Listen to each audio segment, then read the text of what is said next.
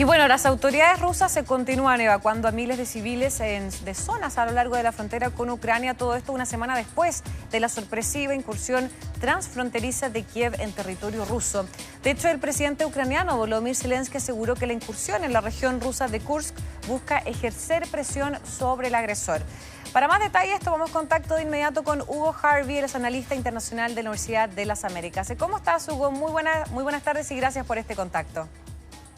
Hola, buenas tardes. ¿Cómo está? Gracias por la invitación. Gracias a usted, Hugo. Ahora, Hugo, cuéntame, ¿cómo ves tú esta incursión de las tropas de Kiev en territorio ruso? Sí, bueno, dependiendo de las capas en las cuales uno la analice. Primero, en términos políticos, lo que se puede ver aquí que hay un éxito que puede significar que Occidente o la OTAN siga con mayor ímpetu apoyando la entrega de armamento a Ucrania.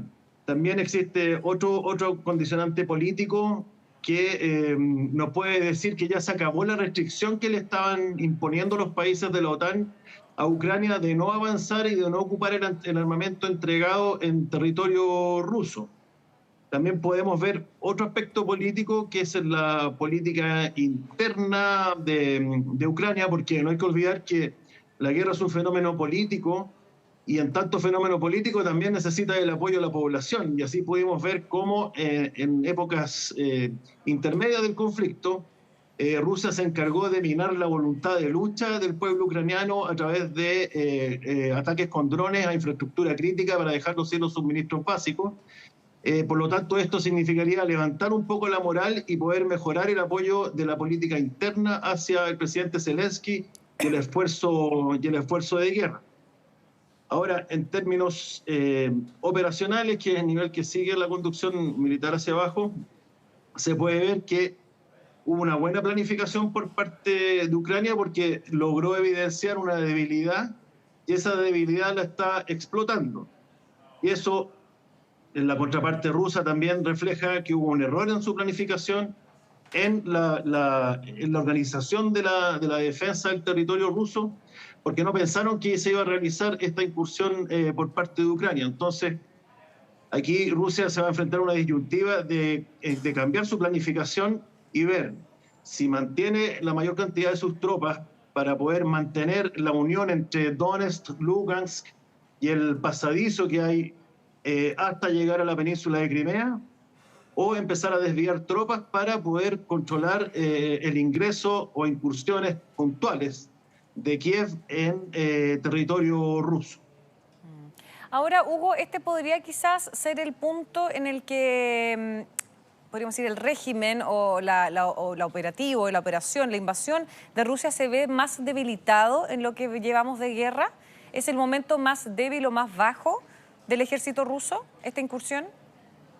No, la verdad que no han habido logros mayores por parte de Ucrania a través de conflicto, y esto es un éxito táctico, es un éxito puntual que se descubrió una debilidad, la supieron aprovechar bien los ucranianos, pero eso no quiere decir que tengan la capacidad de mantener ese territorio, que no sean rechazados por parte de unidades rusas que están llegando al sector, a pesar de que no son las mejores preparadas ni tampoco están con sus completos orgánicos enteros.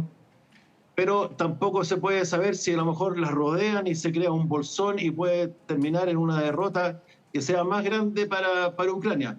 Pero hasta este punto yo creo que están explotando ese pequeño éxito táctico, y lo otro que hay que considerar que todavía no entran en acción los aviones F-16.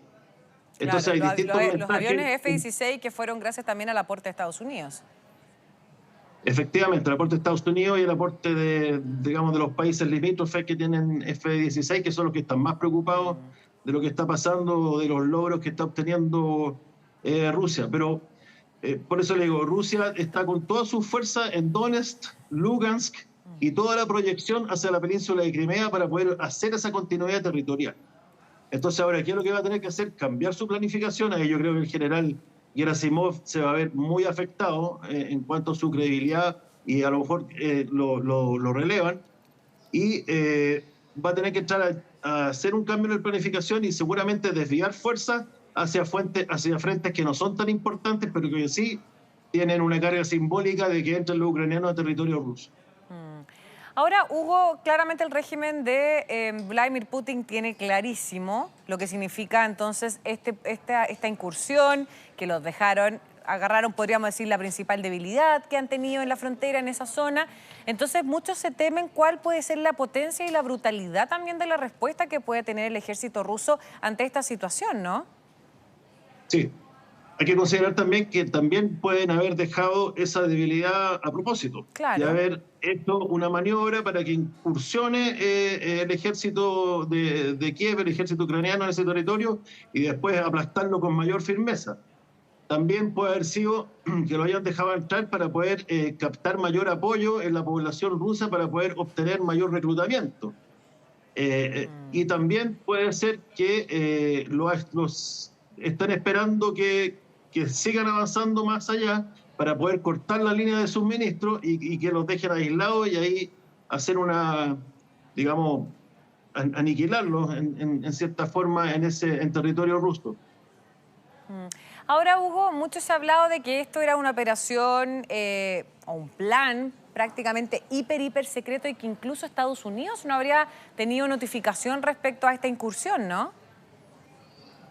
Claro, todo depende, si es que los tomó por sorpresa, tiene que haber sido sumamente secreto. O sea, así se trabajan los planes en la planificación militar. Incluso se trabaja la misma operación con 3 estados mayores distintos que planifican para el mismo objetivo operaciones distintas, por lo tanto nunca se sabe cuál es la que se va a ejecutar.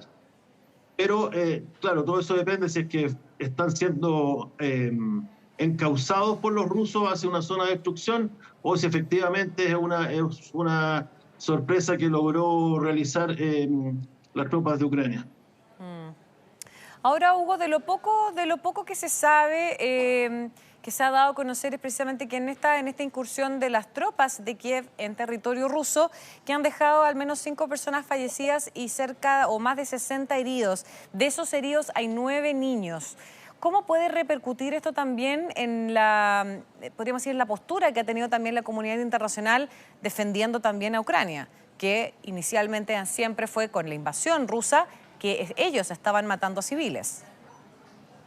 Claro, yo creo que proporcionalmente el daño que se está ocasionando a la población civil es mínimo y eso quiere decir que tampoco están entrando con la misma fuerza con que han entrado los rusos en territorio ucraniano. Es decir, yo creo que se está teniendo cuidado y todo esto tienen que haber sido afectaciones que escaparon de la planificación, pero aquí se ve que hay un cuidado extremo de no realizar tantos estragos en la población civil rusa, porque después viene de vuelta las represalias que pueda tener Putin. Putin, cuando estaba en mayoría aprieto, es cuando saca a relucir su armamento nuclear. Hasta el momento no ha pasado, lo que significa también que no se está sintiendo tan agredido. Así que hay varios elementos que se están jugando en los niveles político, táctico, operacional, y ahí hay que ir viendo cuál es la evolución finalmente. Claro, es bien interesante lo que menciona respecto al armamento nuclear, porque en otras instancias de toda esta guerra, Vladimir Putin sí lo ha mencionado. Sí, han habido alrededor de 4 instancias en las cuales ha mencionado. Primero, cuando Zelensky no quería ir a Bielorrusia a negociar, que era la primera semana de combate, que era cuando Rusia quería reabastecerse, porque la primera operación que planificó Rusia era de una semana. Y lo que necesitaba era tiempo. Después sacó a relucir cuando estaban teniendo algunos éxitos las tropas de Ucrania y sacó a hacer ejercicio a los submarinos en el Ártico. Hace poco habló sobre las armas nucleares tácticas. Y no recuerdo bien cuál es la otra ocasión, pero siempre que está en aprietos, claro, pone en la mesa el elemento disuasorio del arma nuclear. Por lo tanto, me parece que si no lo ha sacado aún es porque no está sintiendo que esté en algún tipo de apremio con el ingreso de las tropas ucranianas a territorio ruso. Claro. Ahora, sin duda, la figura también del presidente Vladimir Putin se ha visto bastante debilitada. A ver si quizás tú opinas distinto. En estos años de guerra, ¿qué crees tú? ¿O se ha visto reforzado? Sí, bueno, hay que ver, depende de qué punto de vista. Yo creo que la población a nivel internacional, rusa, comunidad internacional. A nivel internacional, claro, se ha visto debilitado, porque lo que está haciendo Rusia es un fenómeno que es parte del cambio de orden que estamos viviendo. Rusia y China lo que están haciendo en estos momentos están tensionando el sistema internacional y el multilateralismo, que es un principio de la orden internacional que se dio el mundo después de la Segunda Guerra, lo están tensionando desde dentro. Es decir, de los 5 integrantes del Consejo de Seguridad, hay 2 a los cuales no les satisface el orden internacional que estamos teniendo hoy en día y tratan de hacer un revisionismo y de subvertirlo a través de todo este tipo de operaciones. Entonces, todo esto es parte de un cambio de orden y también eso decanta en conflictos locales. Lo podemos ver nosotros en nuestra zona, que por ejemplo Venezuela está haciendo lo que quiere en cierta forma porque tiene el apoyo también de estos 2 países. Por lo tanto, la figura, para Occidente, la figura de Vladimir Putin se ha debilitado, pero se ha reforzado en los países que lo están apoyando. Claro, y la figura de Zelensky, ¿cómo ves tú a nivel internacional? ¿Se ha reforzado en los últimos meses o se ha debilitado? Yo creo que la figura de Zelensky se ha mantenido. Yo creo que él ha buscado restarse protagonismo, porque en un primer momento, cuando empezó la guerra, pudimos ver que de inmediato cambió su vestimenta, cambió su forma de... Se dejó barba, quiso tener una suerte de imagen De de un cambio de imagen, presidente claro. en terreno combatiendo, y ya no lo hemos visto tanto de esa forma. Por lo tanto, yo creo que también es un símbolo de que puede estar más o menos estabilizado el combate. Pero sí tiene un prestigio internacional y también tiene una solidaridad internacional, que es lo más difícil de lograr. Y ya para ir cerrando, Hugo, mucho va a importar también lo que suceda con el financiamiento del ejército en Ucrania, lo que suceda el 5 de noviembre en Estados Unidos, es decir, si que finalmente gana el republicano Donald Trump o gana la demócrata Kamala Harris, en caso de que finalmente sea ratificada por la Convención Demócrata, porque sabemos que ambos, tanto Trump como Harris, tienen visiones completamente distintas o posturas completamente distintas o presiones de sus propios partidos completamente distintas respecto al financiamiento que le quieren entregar a Ucrania, ¿no? Claro, efectivamente. Bueno, Trump llegó al poder anteriormente con el eslogan America First y dejó de lado absolutamente los organismos multilaterales.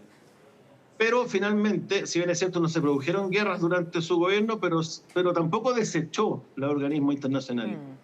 Biden ingresó y su primera estrategia nacional de seguridad se llamó Diplomacy First, pero podemos ver que tampoco hizo Diplomacy First, sino que también ha ocupado la guerra. Entonces, son tantos los contrapesos y es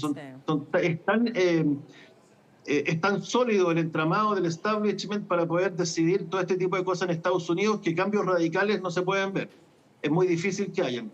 Sin embargo, claramente va a haber un cambio y ahí yo creo que la Unión Europea ya está elaborando o retomando los planes de generar una arquitectura de defensa que no cuente con Estados Unidos, ni con el patrocinio, ni con el apoyo político.